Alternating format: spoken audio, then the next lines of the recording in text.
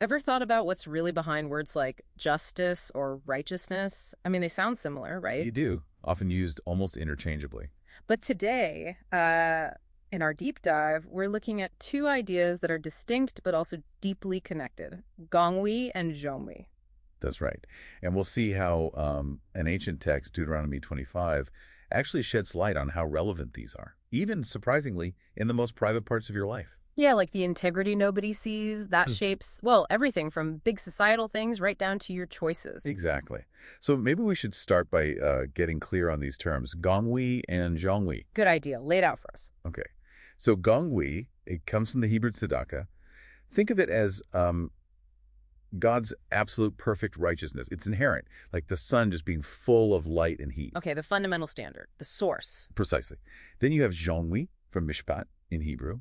This is when that divine righteousness, that gongwi, actually shows up, how it's applied in human society and our relationships. So, like, the sun's warmth actually reaching us, doing something down here. Yeah, that's a good way to put it. Scripture often weaves them together, like in Amos 5.24, let justice roll down like waters and righteousness like an ever-flowing stream. But seeing the distinction helps. It shows how God's perfect character is meant to shape our world. Okay, I think I get that. Gongli is the divine nature, and Zhongli is the how, the living it out fairly. You got it. So let's connect this to that passage in Deuteronomy 25 you mentioned. It sounds, well, maybe a bit obscure at first glance. It can seem that way. Deuteronomy 25, verses 13 to 16, it says you shouldn't have two kinds of weights in your bag, or pocket, basically, and not two kinds of measures in your house. Right, meaning don't use a heavy one to buy and a light one to sell. Exactly. It's a direct command against, well, cheating, rigging the system for your own gain. Okay, straightforward enough. But what's the deeper layer? Well, what's really fascinating, I think, is where God's focus is, not just the public marketplace, but your pocket, your house, these very private spaces. Ah, okay. So even the tiny, hidden dishonesties matter. They matter profoundly.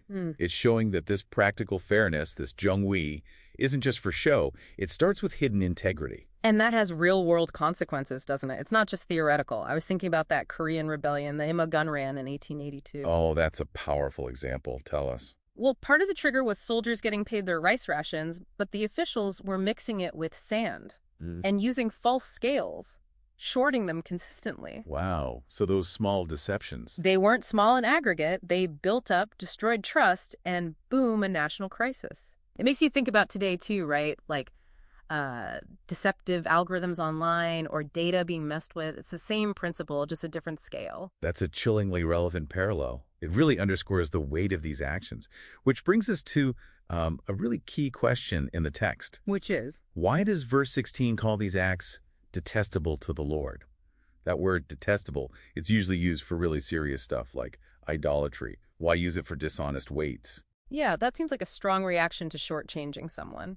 It is, but the text implies it's because these actions directly attack God's gongwi, his fundamental order of justice. When you choose dishonest gain, you're basically saying your profit, your money, is more important than God's standard. So it's like a form of practical idolatry, putting gain above God. That's exactly it. It's a quiet betrayal, a choice about what truly holds authority in your life. That reframes it completely. Okay, so bringing this all together then, what's the takeaway for you listening right now? There's that promise in verse 15 about your days will be long. Right. And it's probably not just about, living to be 100 as an individual. You mean it connects to the community? I think so. Look at the bigger picture. It implies stability, endurance, for a community, a business, maybe even a whole nation. When things are built on trust, on integrity, using those honest and just standards, as the text says, they last. Because trust is the foundation. Without it, things eventually crumble, like that company with dodgy leadership you mentioned earlier. It's exactly. Sustainable flourishing needs that integrity. Yeah. So this deep dive, it really shows God's paying attention, not just to our literal pockets, but sort of metaphorically to our inner lives, too. Yeah. Those standards we operate by when maybe nobody's watching. Yeah. So the challenge then is to look at your own internal scales, right?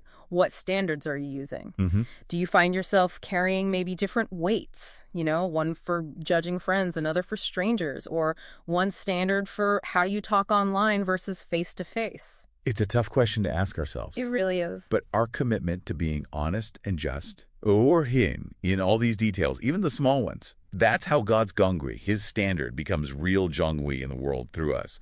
Choosing integrity strengthens you, sure, but it also builds that trust, that longevity in all your relationships and communities.